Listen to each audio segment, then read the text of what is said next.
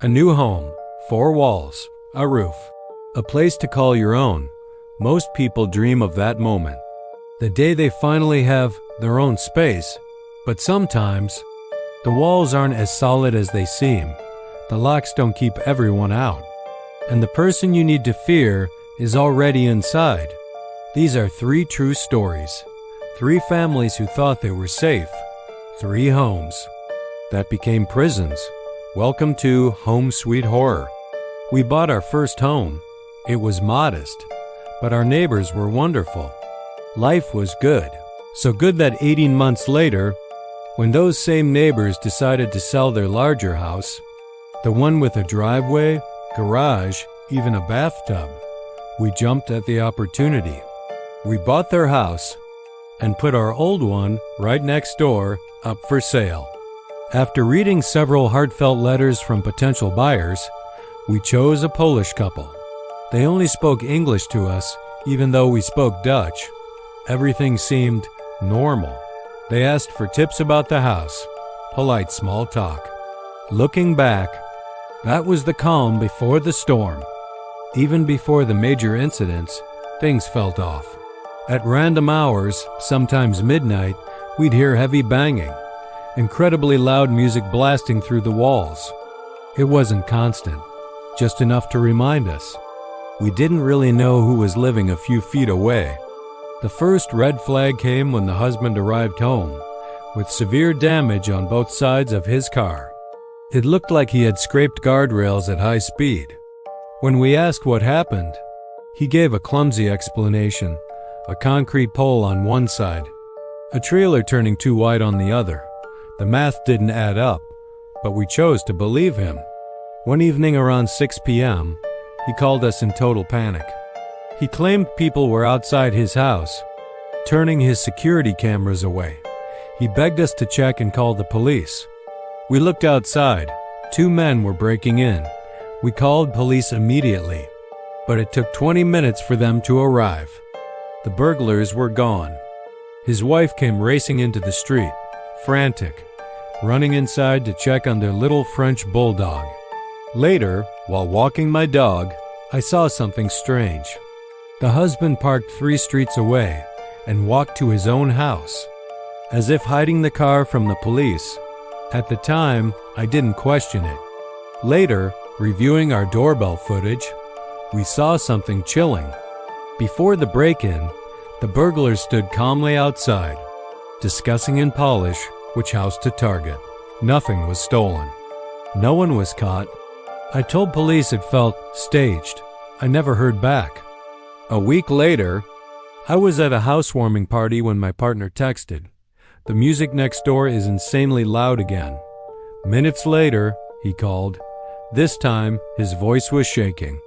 Our neighbor's car had just torn through our front garden and slammed into his own front door. 2 men were loading high-end electronics into the car. Flat-screen TVs, professional speakers, expensive equipment. They looked like the same men from the week before. This time, police arrived in just 7 minutes. They caught the men while they were still loading. When asked for identification, they claimed they didn't have any. Then it got surreal. The driver looked at the officer and claimed to be our neighbor, using his real name. But there was one problem. In 9 months, our neighbor had never spoken Dutch. This man spoke fluent Dutch with a thick Polish accent. Realizing they'd been caught, the men sped off, leading police on a chase through our quiet streets. Before being arrested, but police still heard movement inside the house. They went back in and dragged out a 3rd suspect. As we were reporting property damage, the doorbell rang. We turned around, and there he was, the real neighbor. He was unrecognizable, his face swollen and bloody, one eye shut, his mouth torn, his arm hanging uselessly, covered in what looked like defensive stab wounds. He looked feral, broken. The officer tried to help, but the neighbor refused to file a report. Without a cooperating victim, the police couldn't act.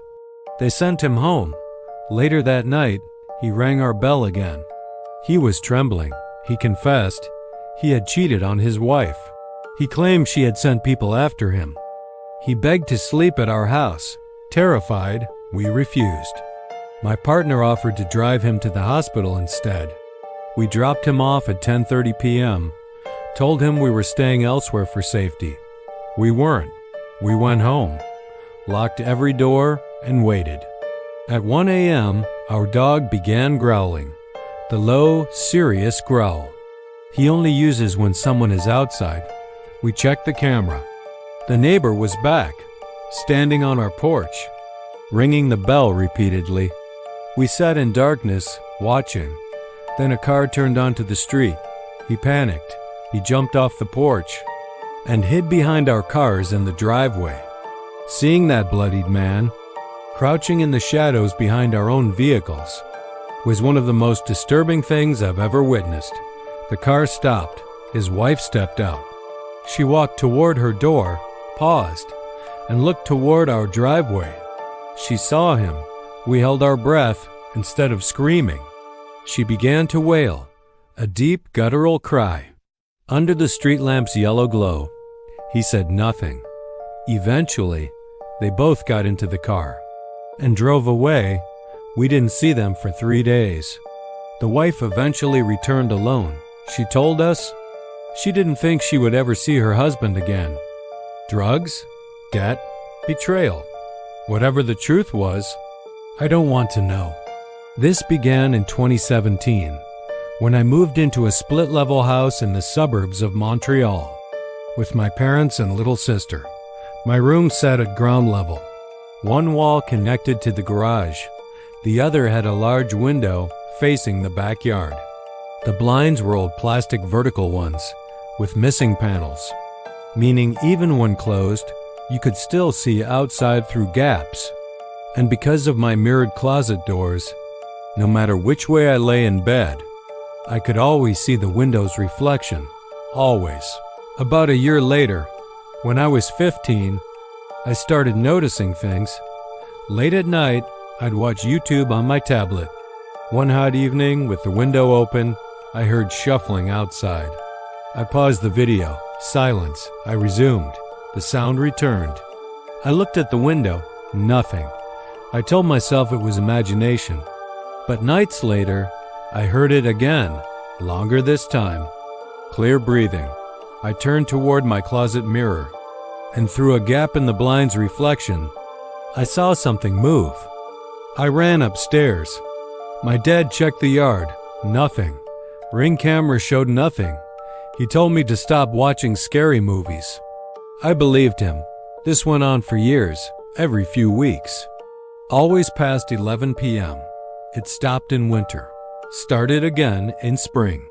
One night, I looked in the mirror again. I swear I saw a silhouette. Still, nothing was ever found. Then in December 2021, during a windstorm, everything changed. My dad went outside to secure the yard.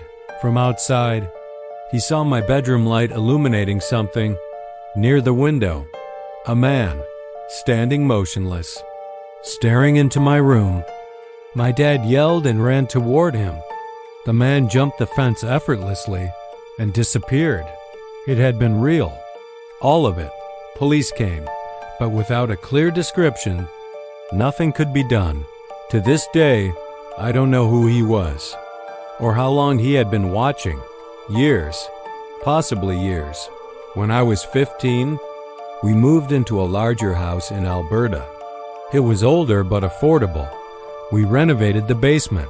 That's where my bedroom was. One night after dinner, we returned home to find the front door wide open. Nothing stolen. Just items moved, especially books on my shelf. We tried to forget it, but I began hearing noises. In the basement walls, I blamed the pipes. Then one night at 2 a.m., I heard laughter, clear laughter. From inside the wall beside my bed, I froze. Eventually, I convinced myself it was imagination. Weeks later, while babysitting my baby sister, I heard heavy footsteps through the baby monitor. Then a faint, "She." then a crash. I grabbed my dad's rifle, unloaded, and went downstairs. No one was there. But the baby monitor was knocked over. Police searched. Nothing. Until my dad asked, "Did you check behind the bookshelf?" The bookshelf in my room was slightly pushed open. Behind it was a hidden space, with pipes. There were food wrappers, a missing cup, lotion, a switchblade, a half-eaten apple. Someone had been living in our house, watching me.